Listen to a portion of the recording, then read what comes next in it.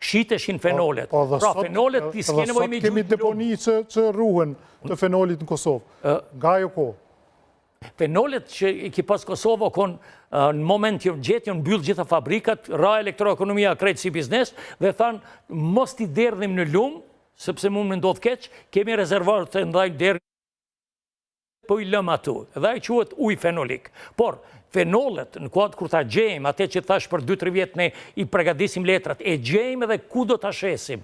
Ne mujmë përfitojmë nga fenolet, por qysh përfitojnë sot çak dhe nga dioksidi i karbonit, një pjesë e madhe e fabrikave se dhe dioksidi i karbonit mund të përdoret, mund të shitet si i tillë. Pra, zgjidhje teknologjike ka se North Dakota, e cila është kulminante me teknologjitë e saj në këtë moment, nuk ishte përfolë si një storje e suksesit, qofse s'do të kishte zgjidhje teknologjike. Nëse mbetët jo përfundimtare? Unë tash jemi me një pozitë interesante, themi se nuk jemi pas përfundimit të zgjedhjeve të fundit, edhe Kosova prapë është në këtë ciklin maratonën e zgjedhjeve dhe nëse do të kemi ndonjë koalicion qeveritar, me cilën do parti tjetër e cila ka përkroa gazin, atëherë besoj që kjo do ta ndikon. Tash opozitare e përkrojnë. Po, kjo do ta ndikon, domethënë edhe një partneritet të tillë, sepse nuk besoj që është një pikë e evitueshme në bashkëpunim me Shtetet Bashkuara të Amerikës. Kjo nuk do të jetë, nuk besoj që është një pikë e evitueshme, edhe nëse evitohet, atëherë do të ketë pasoja. Domethënë do të ketë pasoja për Kosovën, mendoj që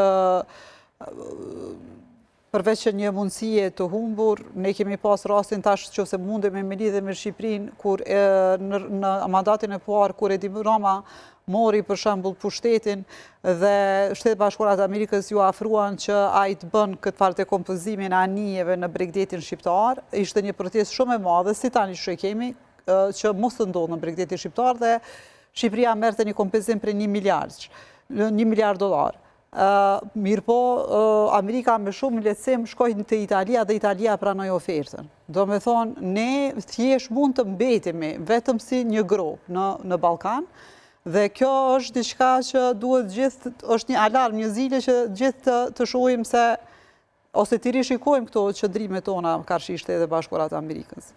Shkurt, zotë Sejdiu, nëse betët jo? Unë po mendoj që për te këtë kësaj që u thash që ky konteksti rajonal është tepër me rëndësi, po besoj që duhet me kuptu edhe çto. Domethënë Greqia është tash e pozicionuar si dera për LNG për Evropën.